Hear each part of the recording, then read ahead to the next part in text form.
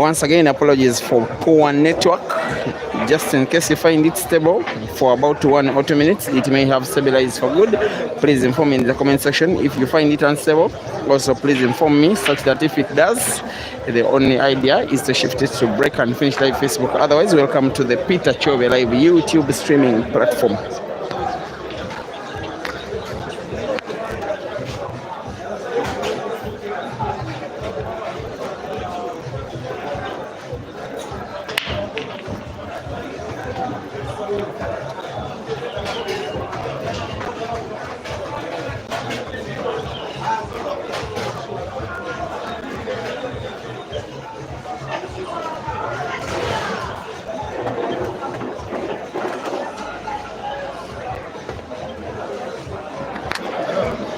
The issue is that Facebook already has a match that is live there, Alfred versus Dr. Rango, and those apps are now limited, especially once you update them.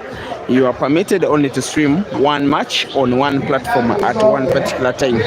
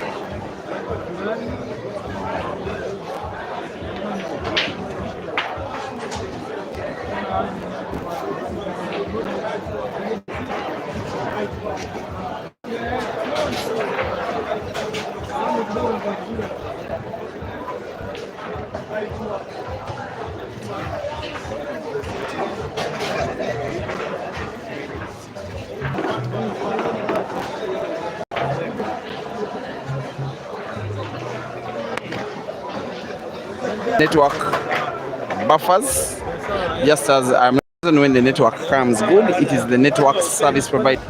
When there's a lot of internet traffic and the network wasn't so fast in the first place, it starts to buffer. Thank God, the national teams from Tanzania, Salim Biano. 4 frames have been played with both into drawing 4-all, racing to 9. In terms of level of play of Salim, this is a real scare for the Scorpion, whom many do consider some kind of favorite for victory in this competition at this time. It's actually 15 other players because this round is round of last 16. Salim has a little bit of history with the Ugandan players. He did make part of about 12 players that traveled to Kampala, Uganda, early in the year that was 2023 to participate in the Grand Open Championship organized by the Polar Session of Uganda. I do remember having some very good time with him and all players from the Snipers team. Then they were led by Abdallah Hussein, there was Innocent Sami, there was Samuel Jackson, there was Isaiah Paulo, amongst others. They were coming from this place, which I am reaching for the first time, this venue, but not first time in Tanzania though. And they also did play in a tournament that brought them in the city, a tournament that Caesar was part of, a tournament that Caesar came second to the other Ugandan, Joseph Kasozi.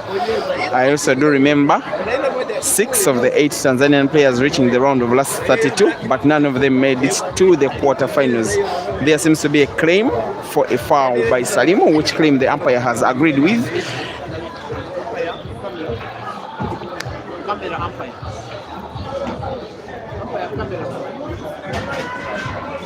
It's a free shot, this advantage for Salim.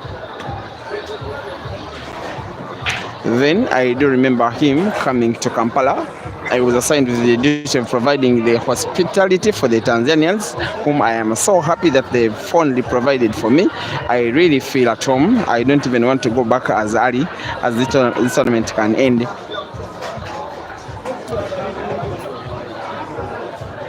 And he did reach the round of last 32 and was eliminated, if I'm not mistaken, by Caleb Muhire, another Ugandan player. The following week, there were 3 days when the Tanzanian team were playing money matches, Monday, Tuesday, and Wednesday against different Ugandan players. Salim wasn't allocated any money match because then he was not one of the trusted players from the Snipers team. Caesar did play 1 match with Isaiah Paulo winning it by 16 frames to 8.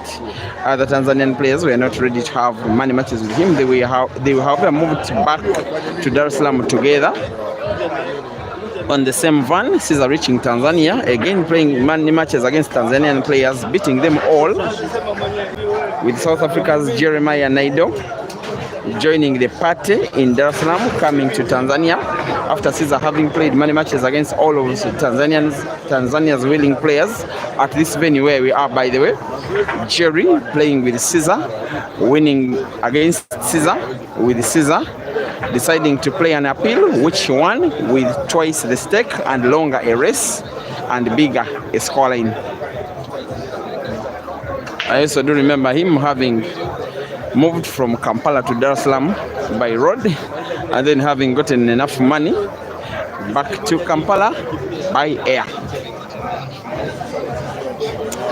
Now playing some kind of tricky frame.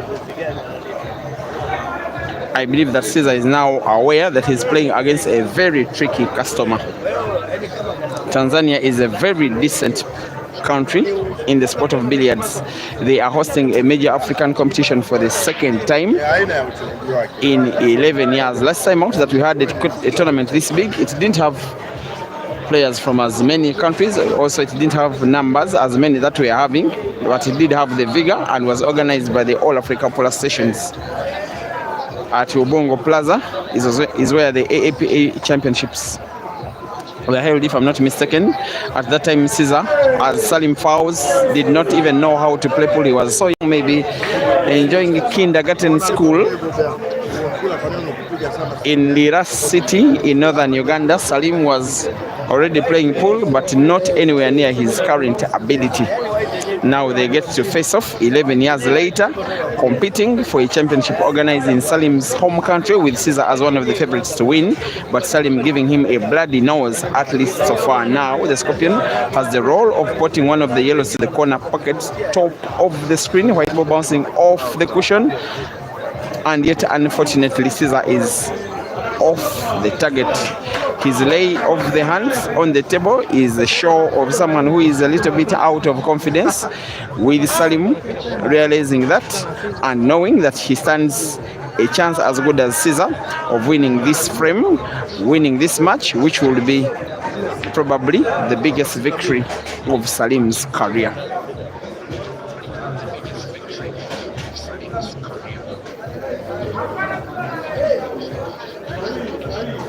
You don't know how relieved I am that you are now finally watching this match with stable internet.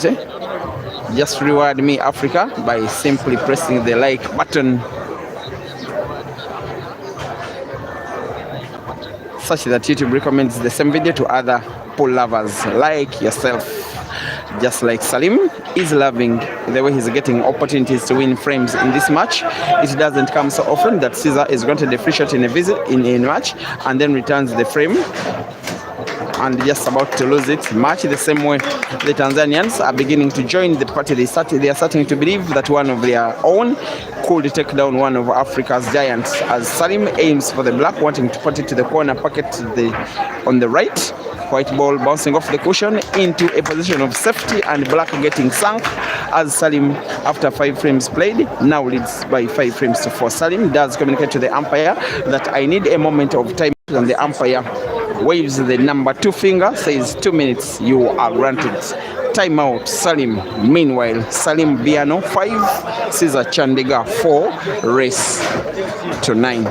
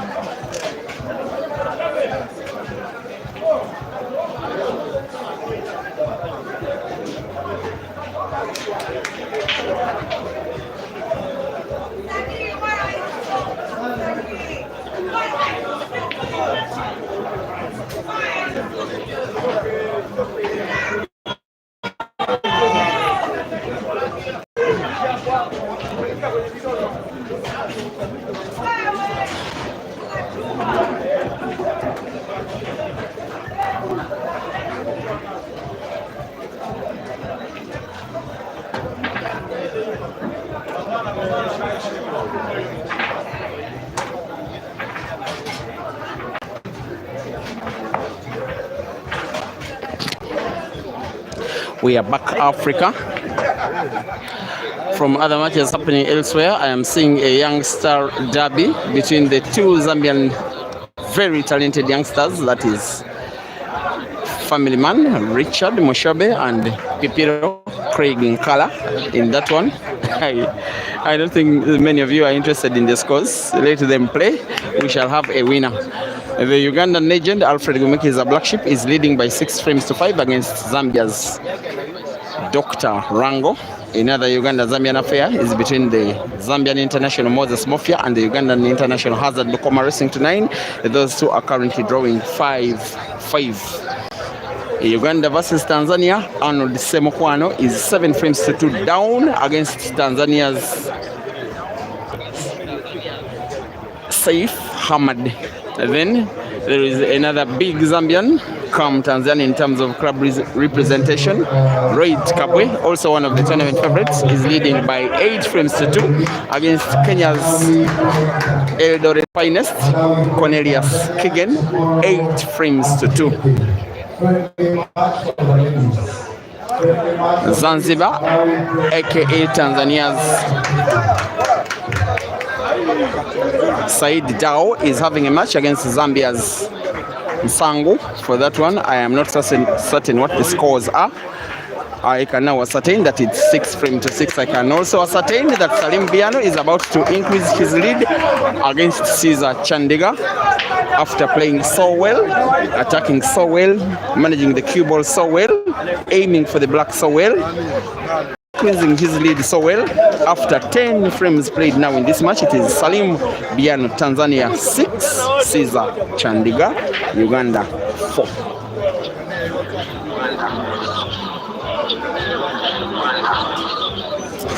Salutations to you. You wish that I got a sponsor, eh? I welcome. That's very beautiful. Ginta is still in. The answer is a clear yes. You're asking about the amount of time left to Winnie Kennedy. Actually, I'm not so sure. The frames, and it's such a joy to watch actually as he scratches on the break in frame number. Or else the Tanzanian crowd will start getting to the match, shouting, pumping confidence, and celebrating for Salim Biano and Caesar, the likes of Jerry, out of the competition. Ishmael